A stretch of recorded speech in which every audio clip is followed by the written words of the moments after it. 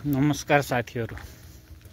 -12 डिग्रीमा 12 घण्टा काम गरेर रुम फर्किँदै गर्दाखेरि नेपालको राजनीतिक तरङ्गको विषयमा मनमा धेरै सवालहरू खेले। रवि लामिछाने जब जेलबाट छुटिसकेपछि अहिले राजनीतिक गतिविधिमा एउटा फरक मोड आएको छ। बालेनसँगको भेटघाटदेखि लिएर अन्य विविध छलफलको विषयहरू। एक त रासोपा भनेको अघिल्लो निर्वाचनमा चौथो ठुलो दल बनिसकेको पार्टी केही हदसम्म आफ्नो राजनैतिक गतिविधिलाई ती ठुला बनाउँदा दलहरूका बीच एकदम जोडका तोड साथ हरेक कुरामा सवाल जवाफ गरेर जनताको मन मस्तिष्कमा अलिकति घुस्न सफल भइसकेको पार्टी छ। अनि यता बालेन भनेका काठमाडौँ महानगरपालिकाका मेयर भए। अब हिजो त्यत्रो त आन्दोलन हुँदा जेएनजीको आन्दोलन हुँदाखेरि सबले बालेन बालेन बालेन भने। अनि जति मृतकहरू थिए सायद उनीहरूले अन्तिम सास पनि बालेन भनेरै फेरेको हुनुपर्छ जस्तो लाग्छ मलाई। त्यो परिवेशमा पनि बालेन मुखदर्शक रहे, चुपचाप रहे, एउटा कोठाभित्र सीमित रहे। के गरे कसो गरे कसैलाई थाहा भएन भन्न यो सबै ग्रान्ड डिजाइन बालेनको हो भन्छन्, तर त्यसमा कति सत्यता छ छैन त्यो आफ्नो ठाउँमा छ। तर जे भए पनि मृतकप्रति श्रद्धाञ्जली दिने, घाइते परिवारसँग भेटघाट गरेर उनीहरूलाई सान्त्वना दिने सम्मका वातावरण पनि बालेनबाट हुन सकेन।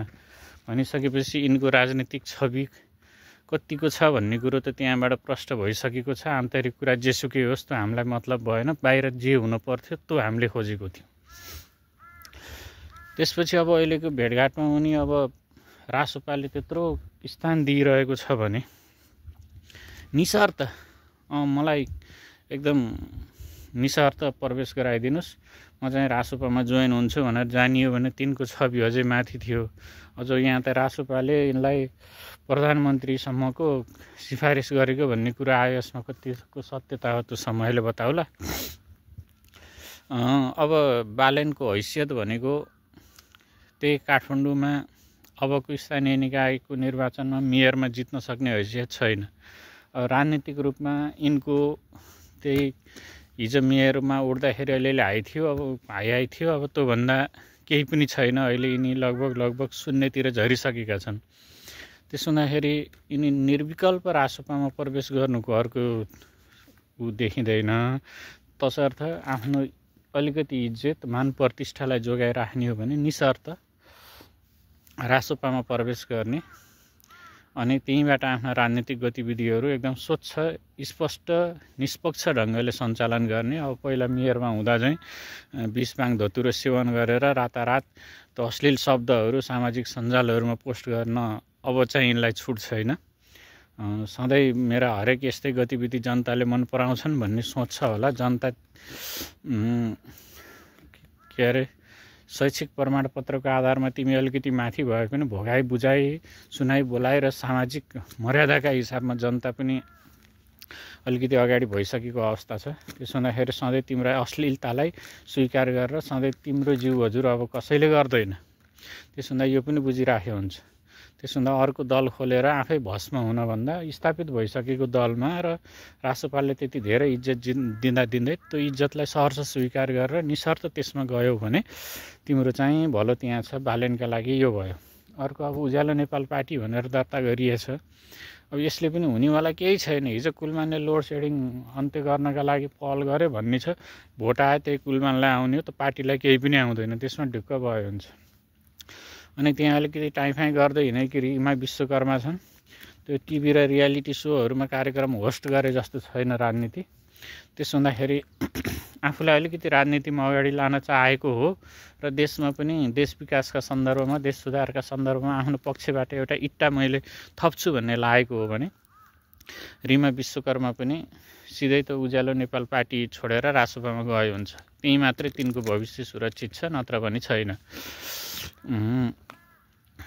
त्यसपछि अर्को रह्यो हाम्रो खगेन्द्र सुनारको मेरो पार्टी भन्ने। उनी पनि कम्तीमा मैले एउटा सिट मात्रै जितेँ भने पनि पछि सरकार निर्माण गर्दाखेरि पक्कै मलाई समेट्छन्, त्यति बेला एउटा मन्त्री खान पाउँछु कि भन्ने सोचबाट उनले पनि त्यो पार्टी दर्ता गरेका हुन्।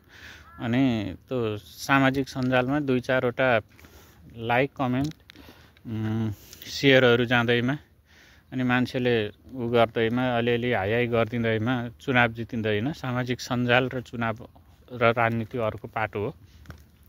त्यसो हुँदा खगेन्द्र सुनारले पनि त मेरो पार्टी साटी भन्न छोडेर ल हामी पनि रासोपामै गयौँ है भनेर जाने हो भने यता एउटा शक्ति पनि ठुलो हुने, जो एउटै सबैले चाहेको परिवर्तन, सबैका एजेन्डा उस्तै छन्, ती एजेन्डाहरू पनि मिल्ने अनि एउटा ठुलो शक्ति पनि तयार हुने हुँदाखेरि बल्ल ती पुरानाहरूलाई चाहिँ परास्त गर्न सकिने अवस्था रहन्छ। यदि तिमीहरू यसरी फरक फरक ढङ्गबाट आफ्नो स्वार्थ लिएर अगाडि गयो भने कोही पनि सफल हुन सक्दैनौ। रासोपा केहीसम्म अगाडि जाला, नत्र अरू सबै हार्ने नै हो, हार निश्चितै छ। अनि त्यो हारले तिमीहरूलाई जेलको बाटो चाहिँ पुर्याउँछ, किनकि त्यो पुराना ठुला दल जब नेतृत्वमा आउँछन् यिनले कसैलाई बाँकी छोड्दैनन्। यो कुरा त अब बुझेकै छ होला सबैले। अब यो कुरालाई चाहिँ राम्ररी बुझेर अहिले एकचोटि सबले रासोपालाई समर्थन गरेर जति पनि वैकल्पिक शक्तिहरू भनेर निस्किन खोजेका छौ, सबले रासोपालाई समर्थन गरेर गयो भने सबैको राजनीतिक भविष्य सुरक्षित पनि देख्छु म। मत पनि प्रशस्त आउने अनि सम्भवतः बहुमतै आउन सक्ने प्रशस्त सम्भावना छ। त्यो भयो भने बल्ल हामीले संविधान संशोधन गरेर आफूले चाहे अनुकूलको मुलुकलाई सही बाटोमा लान सक्छौँ भन्ने कुरो चाहिँ यो -12 डिग्रीको काम गरे पश्चात मनमा खेलेका यी सवालहरू थिए, सामाजिक सञ्जालमा पोस्ट गर्न मन लाग्यो। तसर्थ रासोपामा जाँदा विवेक पुर्याएर सबैले निशर्त जाओ। अहिले त्यहाँ गइसकेपछि पछि आफ्नो भूमिका निर्वाह गरिसकेपछि भोलि त्यही तोसीमा कार्की, सुविधा गौतम जस्ता तिमीहरू निस्किन सक्यौ, डिपी अर्याल जस्ता तिमीहरू निस्किन सक्यौ भने तिमीहरूको उचाइ त त्यसै माथि आइहाल्छ। त्यसो हुँदाखेरि यो कुरालाई सबैले मनन गर्नुहोला भन्न चाहन्छु।